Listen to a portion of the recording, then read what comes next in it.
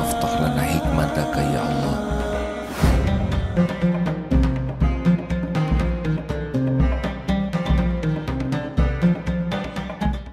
Sadaqallahul azim. Bismillahirrahmanirrahim.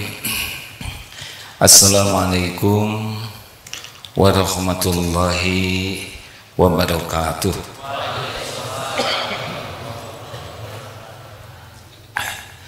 Alhamdulillahi rabbil alamin alladzi khalaqal mauta wal hayata liyabluwakum ayyukum ahsanu amala wa huwal azizul ghafur. Allahumma salli ala sayyidina Muhammad wa ala alihi wa ashabihi ajma'in. Ya Allah ya Sami ya Alim, Allahumma aftah lana hikmataka ya Rabb wansur alaina rahmataka ya dzal jalali wal ikram.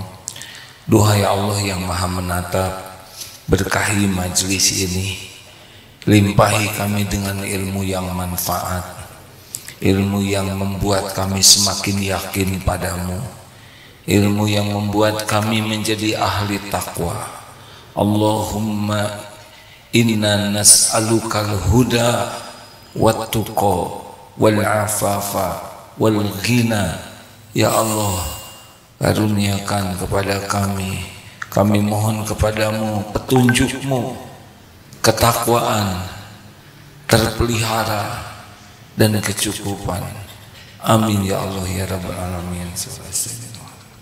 Amin. Alhamdulillah.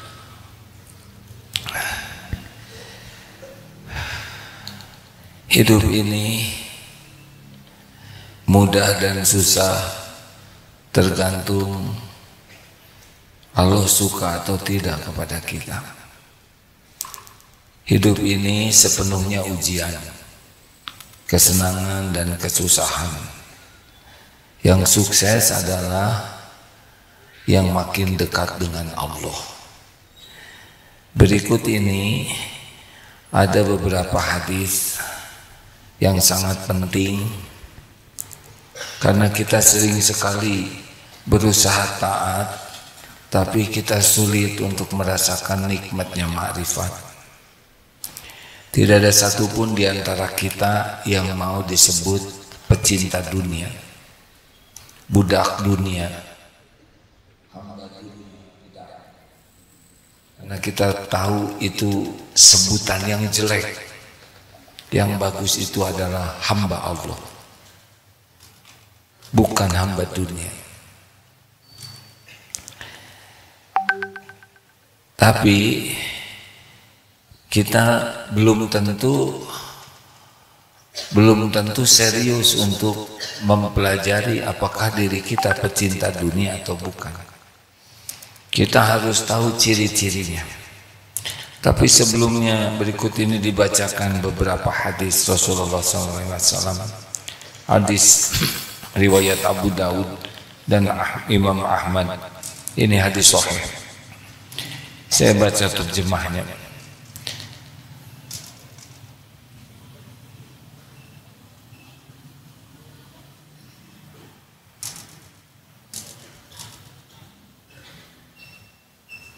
Dari Tauban radhiyallahu anhu, beliau berkata, Rasulullah sallallahu alaihi wasallam bersabda,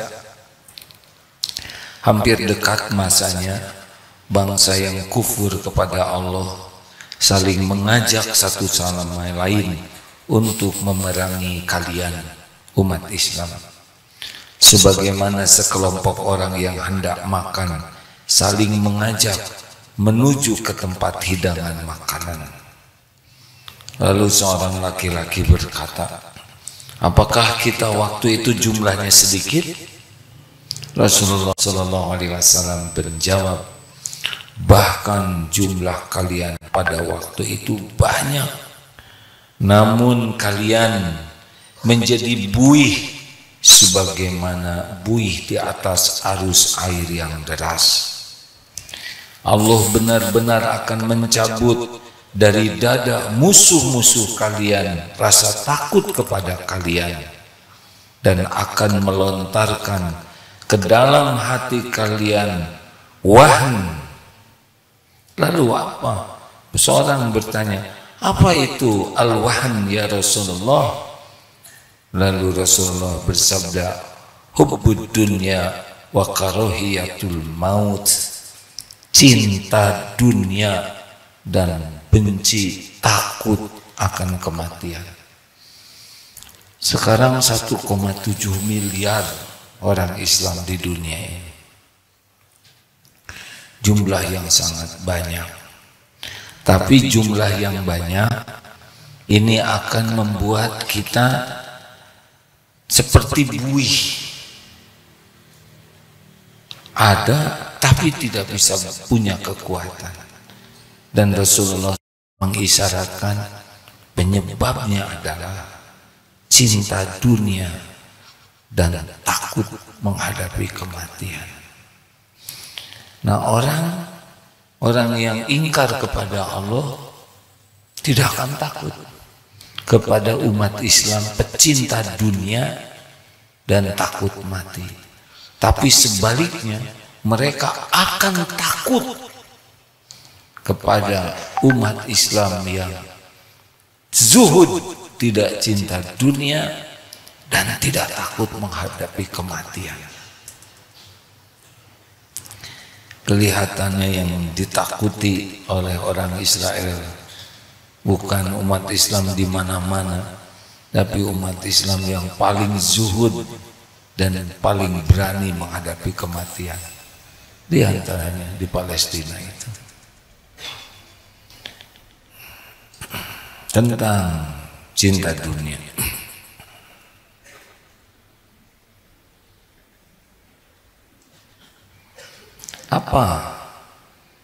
Apa ciri khas pecinta dunia menuyut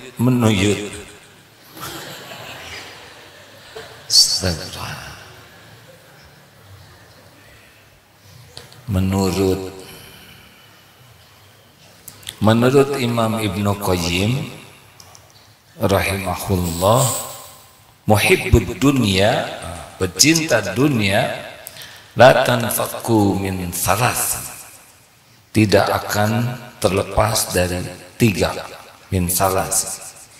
1, hammun lazimun, jadi pecinta dunia itu GTA, galau tiada akhir,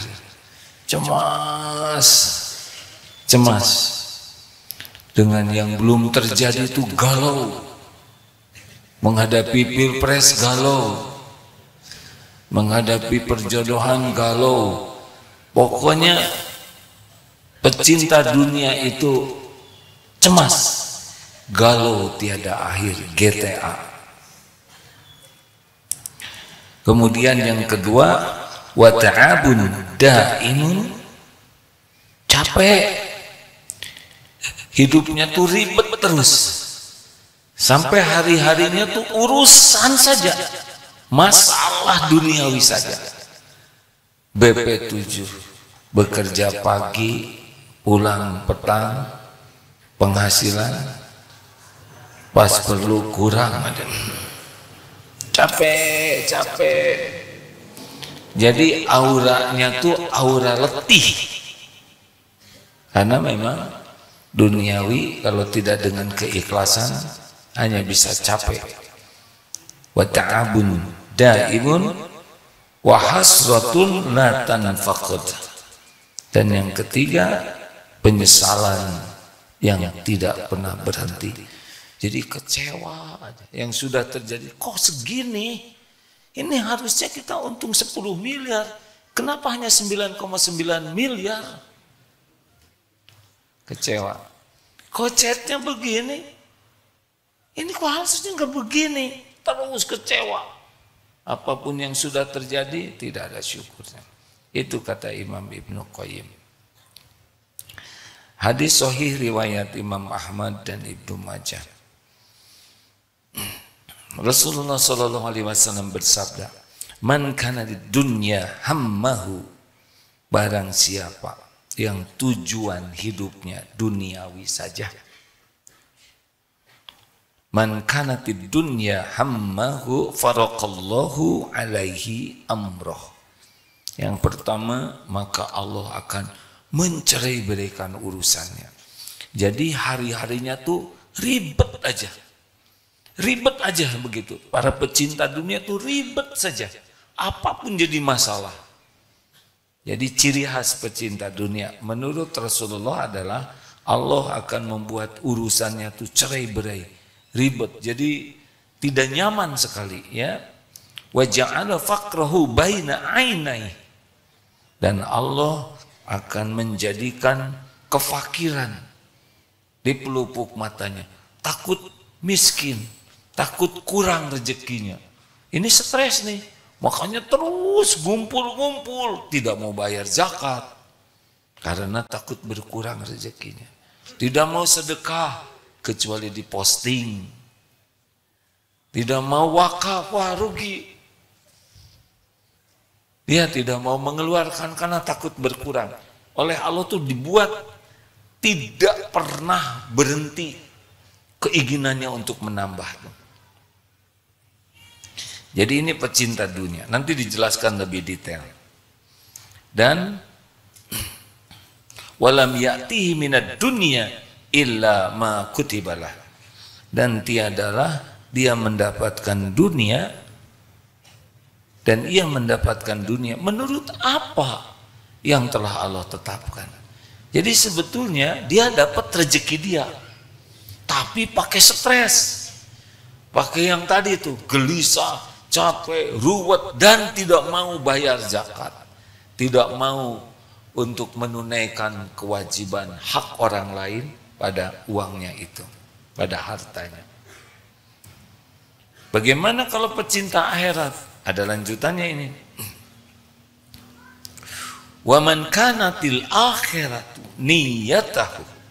Dan barang siapa yang niatnya akhirat, kalau tadi dunia ya, cita-citanya, tujuan hidupnya duniawi, sekarang niatnya akhirat.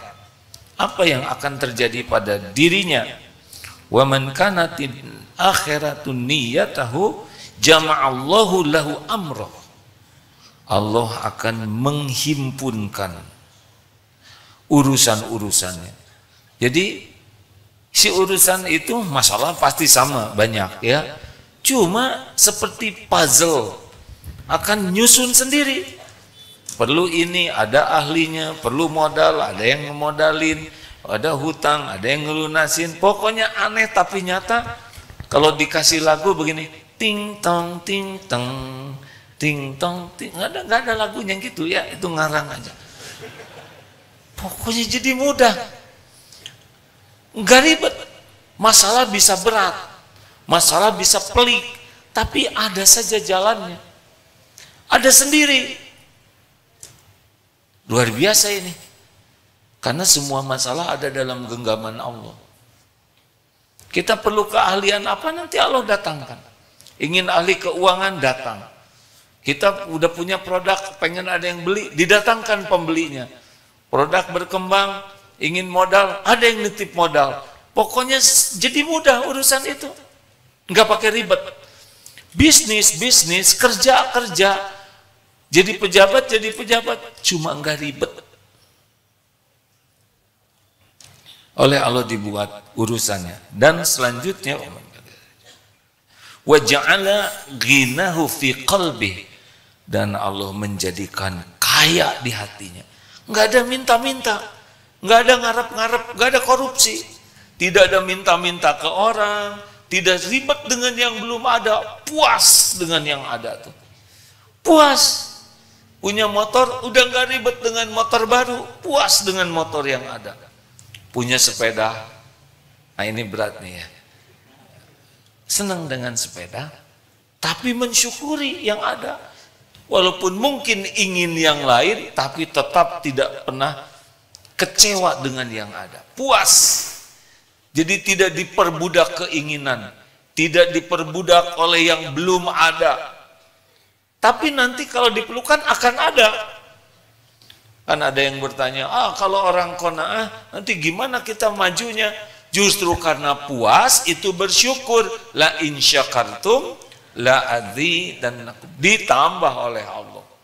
Tidak harus selalu ingin kalau Allah mau ngasih itu, hadirin. Allah tahu kita memerlukannya, kita nggak ingin, kita nahan diri, datang dia. Yang enak tuh begitu, kita puas dengan yang ada, tapi Allah nambah. Yang apes itu adalah tidak puas dengan yang ada dan tidak nambah-nambah. Yang paling getir dalam hidup adalah menginginkan sesuatu yang Allah tidak akan ngasih kepada dia, pasti tidak ada. Jangan risau ya, Allah tahu keperluan kita lebih tahu dari kita sendiri. Jangan rewel. Allah tahu tentang keperluan kita, lebih tahu daripada kita. Dan Allah tahu kapan waktu yang paling pas. Ketika kita diberi, pas kita sedang perlu, dan syukurnya luar biasa. Kalau orang dikasih sedang tidak perlu, kurang bersyukur.